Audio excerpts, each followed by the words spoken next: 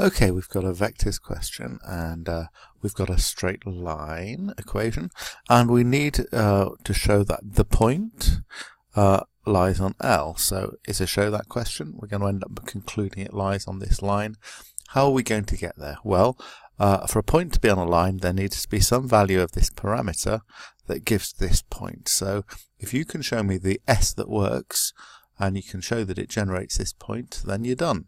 So to make that happen, you need to think, okay, what S will generate the right three numbers? Well, the top number is going to be 1 whatever you do, so you need to look either at Y or Z and think what value for S will generate this 6 or this -5.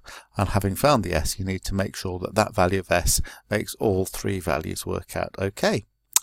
Alright, then in part B, or before part B, we've got another line, this one, which intersects at the point Q, and we've got to find the position vector of Q.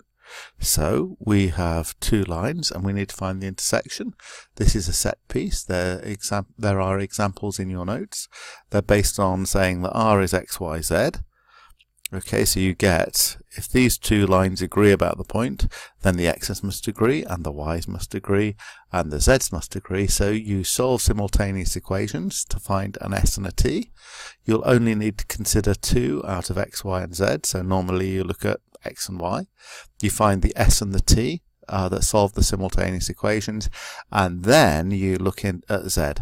In fact, you know that they do intersect, so Z's will work, and you need to go back to X and Y, find the values of each of those three things, and that will give you the position vector of Q. So you need three, and you need an X, a Y, and a Z.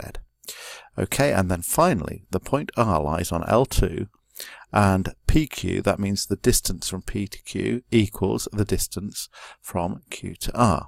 So you know the point Q because you found the position vector of Q here. You know the point P, so the distance PQ is known. And now we've got to use the distance QR. Well, you know the coordinates of Q, so that's all right. But you don't know the coordinates of R, but you do know that R is on L2.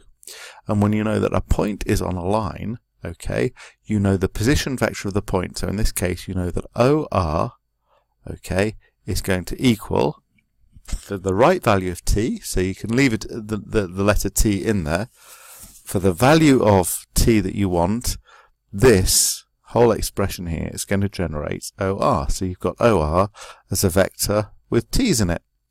And you need the distance from R to Q, so you've got OR, this thing here, the position vector of the point Q that you found here is OQ. So you can put those together to find the vector QR, and you can use Pythagoras to find the length QR. So from your vector QR, you can say the length QR has to equal the length from P to Q. Okay, so you use the recipe for you find out the vector PQ and you work out its length, which will be another square root. So you could start by squaring both of these things. So what you've got in here will have T's in it. This will just be a number, and you can solve a quadratic equation to find two values of T. And once you know two values of T, you can put them back into this equation here to find the two positions of R.